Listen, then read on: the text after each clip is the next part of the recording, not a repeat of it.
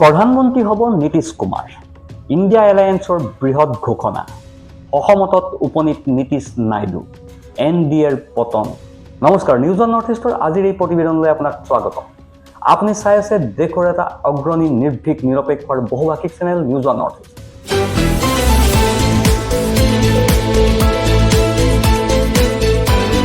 যদি আপুনি এতিয়াও আমাৰ এই ভিডিঅ'সমূহ চোৱা নাই, লাইক কৰা নাই, ছাবস্ক্ৰাইব কৰা নাই, তেন্তে সোনকালে কৰক।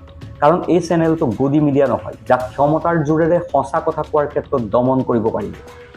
নিউজ অন নৰ্থ ইষ্টৰ মাধ্যমেৰে আমি কেৱল বাতৰি সম্প্ৰচাৰ কৰাই নহয়, ইয়াৰ আঁৰৰ প্ৰকৃত সত্যও আপোনাৰ সন্মুখত তুলি ধৰিবলৈ চেষ্টা কৰোঁ। যিবিলাক বাতৰি গদি মিডিয়াই আপোনাৰ সন্মুখৰ পৰা সদায়ে লুকুৱাই ৰাখে। এফালে প্ৰধানমন্ত্ৰী নৰেন্দ্ৰ মোদী আৰু গৃহমন্ত্ৰী অমিত শ্বাহে বিহাৰৰ মুখ্যমন্ত্ৰী তথা JDU নেতা নীতিশ কুমাৰক ৰাজ্যসভাৰ সাংসদ কৰিবলৈ ওলাইছে। আনফালে ইণ্ডিয়া এলায়েন্সে পুনৰবাৰ নীতিশ কুমাৰলৈ আগবঢ়াইছে প্ৰধানমন্ত্ৰী পদৰ অফাৰ। প্ৰিয় দৰ্শক, এটা বৃহৎ খবৰ পোহৰলৈ আহিছে। আপুনি হয়তো জানে যে 2024 চনৰ লোকসভা নিৰ্বাচন অনুষ্ঠিত হোৱাৰ সময়ত ইণ্ডিয়া এলায়েন্সে কৈছিল, চাচা আমাৰ লগত আহক, আমি আপোনাক প্ৰধানমন্ত্ৰী পাতিম। নীতিশ কুমাৰে চাগে তেতিয়া বুজি পোৱা নাছিল, কিন্তু আজি আকৌ এবাৰ ইণ্ডিয়া এলায়েন্সে নীতিশ কুমাৰক প্ৰধানমন্ত্ৰী পতাৰ প্ৰস্তাৱ আগবঢ়াইছে। প্ৰিয় দৰ্শক, কোৱা হৈছে যে নীতিশ কুমাৰে মুখ্যমন্ত্ৰীৰ পদবী এৰি ৰাজ্যসভাৰ সাংসদ হ'বলৈ গৈছে। কিন্তু প্ৰিয় দৰ্শক, নীতিশ কুমাৰৰ লগত এটা ডাঙৰ খেলা চলি আছে। কিন্তু নীতিশ কুমাৰ আৰু চন্দ্ৰবাবু নাইডুৱে যদি NDA ত্যাগ কৰি ইণ্ডিয়া এলায়েন্সত যোগদান কৰে, তেন্তে নীতিশ কুমাৰক প্ৰধানমন্ত্ৰী পাতিব বুলি ঘোষণা কৰিছে ইণ্ডিয়া এলায়েন্সে। কিন্তু নীতিশ কুমাৰক যিদৰে আবদ্ধ কৰি ৰখা হৈছে, যিদৰে প্ৰধানমন্ত্ৰী মোদী আৰু গৃহমন্ত্ৰী অমিত শ্বাহে নীতিশ কুমাৰৰ ৰাজনৈতিক কেৰিয়াৰ ধ্বংস কৰিবলৈ গৈছে, ঠিক সেই সময়তে নীতিশ কুমাৰৰ হাতত আছে এটা গল্ডেন অফাৰ।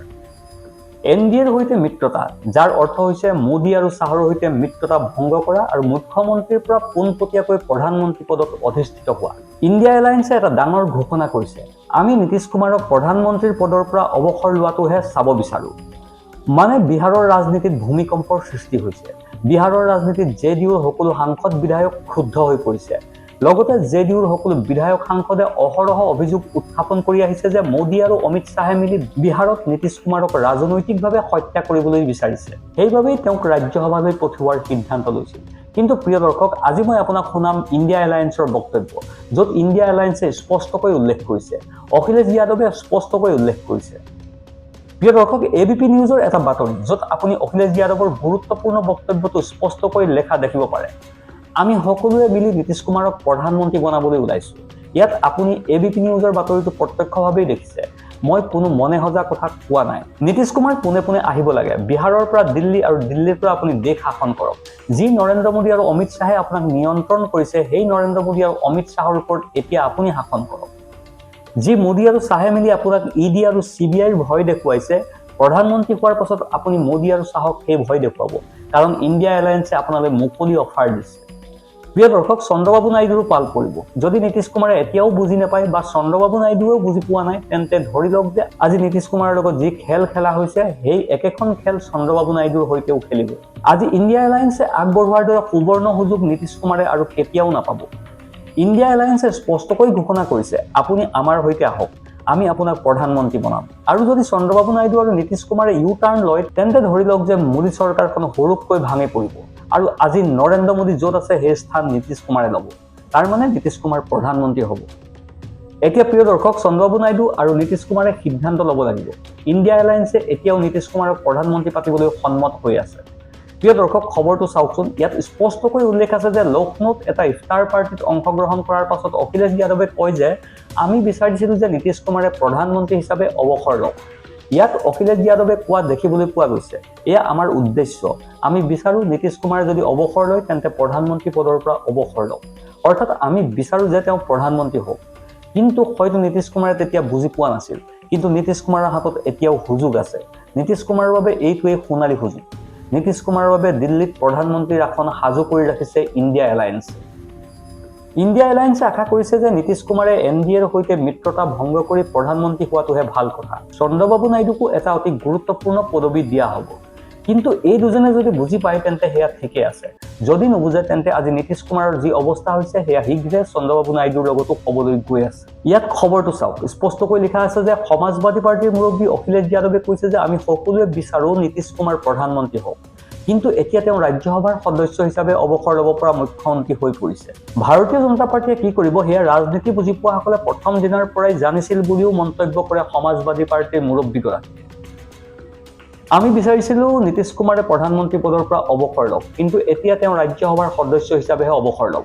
ইয়াত চাওক, অখিলেশ যাদৱে কৈছে আমি বিচাৰিছিলো নীতিশ কুমাৰে প্ৰধানমন্ত্ৰী হিচাপে অৱসৰ লওক, প্ৰধানমন্ত্ৰীৰ পদ এৰিহে তেওঁ অৱসৰ ল'ব লাগে।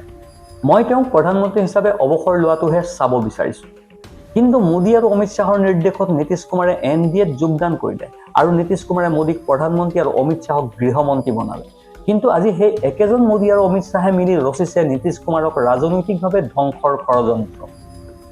তেওঁলোকে নীতিশ কুমাৰক ৰাজনৈতিকভাৱে সম্পূৰ্ণৰূপে ধ্বংস কৰিব বিচাৰিছে। ধৰি লওক, বিহাৰৰ পৰা JDUক নিঃশেষ কৰিবলৈ ওলাইছে। এতিয়াও সুযোগ আছে। ইণ্ডিয়া এলায়েন্স এতিয়াও নিজৰ কথাত অটুট আছে।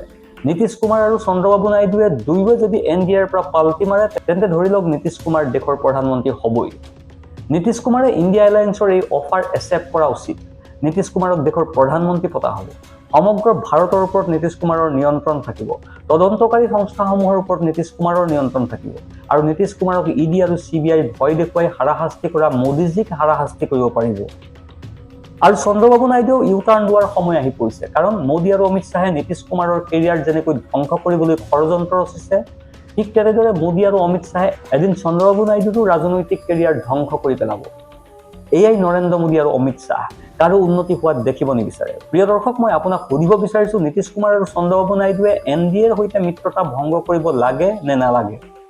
কাৰণ ইণ্ডিয়া এলায়েন্স এতিয়াও নিজৰ ঘোষণাত স্থিৰ হৈ আছে। আজি যদি নীতিশ কুমাৰ আৰু চন্দ্ৰবাবু নাইডুৱে NDAৰ সৈতে মিত্ৰতা ভংগ কৰি ইণ্ডিয়া এলায়েন্সত যোগ দিয়ে, তেতিয়া প্ৰধানমন্ত্ৰীৰ আসনখন নীতিশ কুমাৰৰ বাবে খালী কৰি ৰখা হৈছে। ইণ্ডিয়া এলায়েন্সত নীতিশ কুমাৰক প্ৰধানমন্ত্ৰী হিচাপে অধিষ্ঠিত কৰা হ'ব। কিন্তু চাচাই হয়তো বুজি পোৱা নাই, চাচাৰ কি হৈছে যে তেওঁ মুখ্যমন্ত্ৰীৰ পৰা তেওঁ ৰাজ্যসভাৰ সংসদলৈ যাবলৈ ইমান উৎসাহিত।